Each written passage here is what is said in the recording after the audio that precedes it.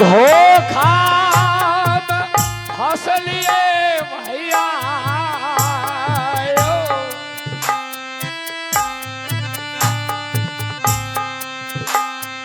कीरती सागर में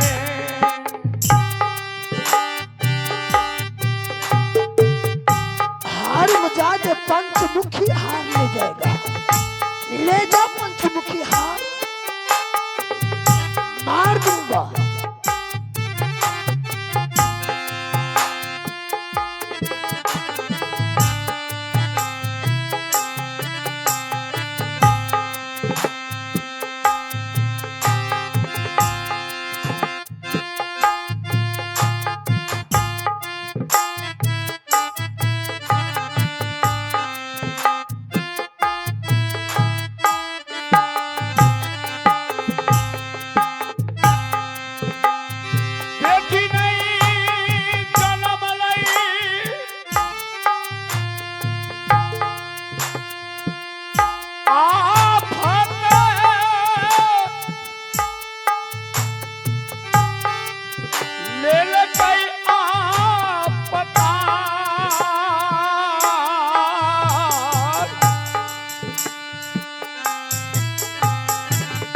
भाई साहब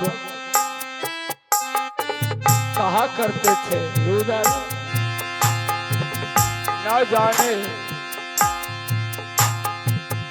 एक न एक दिन तू दोनों टकराएगा रे।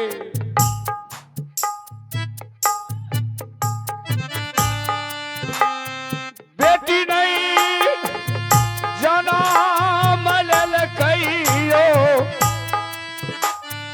आफत ये लईने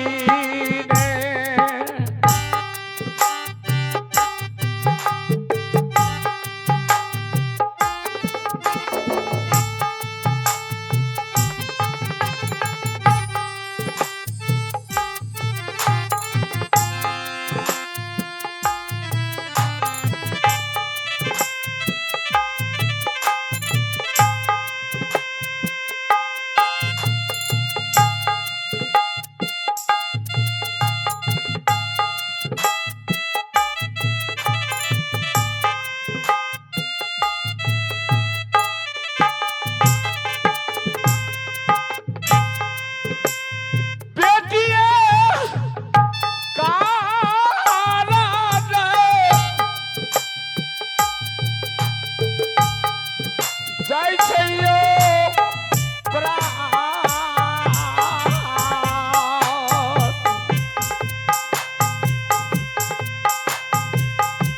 बेटी कारण जय छै प्राण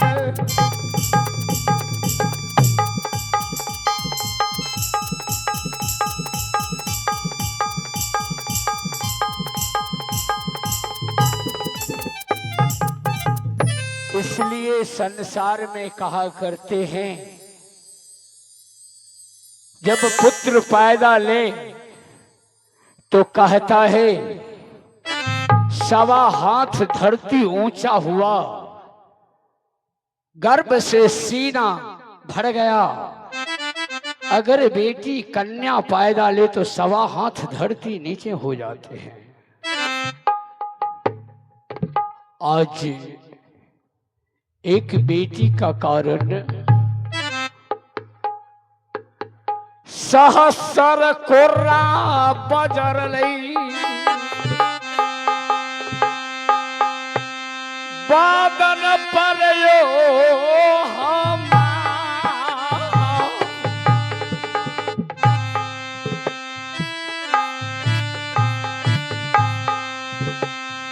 लाखे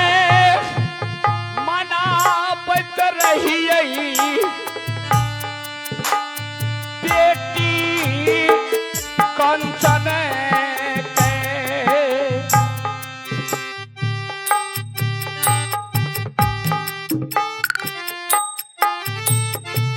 हाथ जोड़े विनती किए, ये पानी वापस ले लो ना।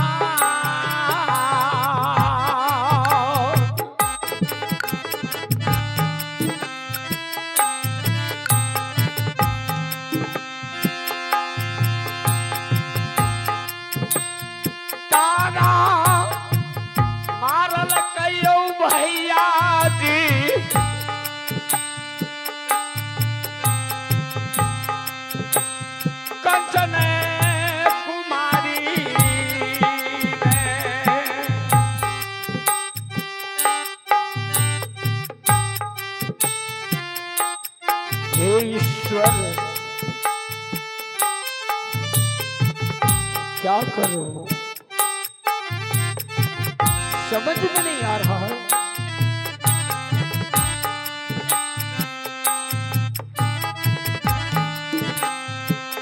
ये धर्म की बांध में बांधा हूं मैं,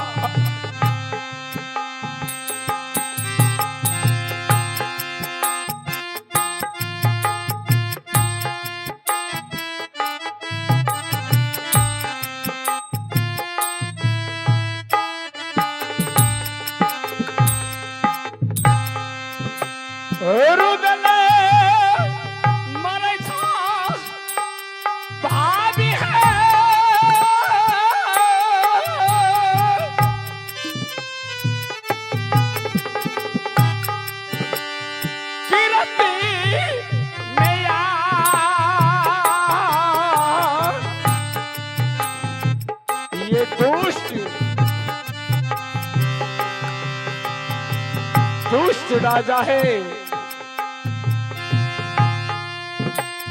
मिनट नहीं मानता है, चाबुक चलाता है बदन पर। केना उल्लंघन करबई,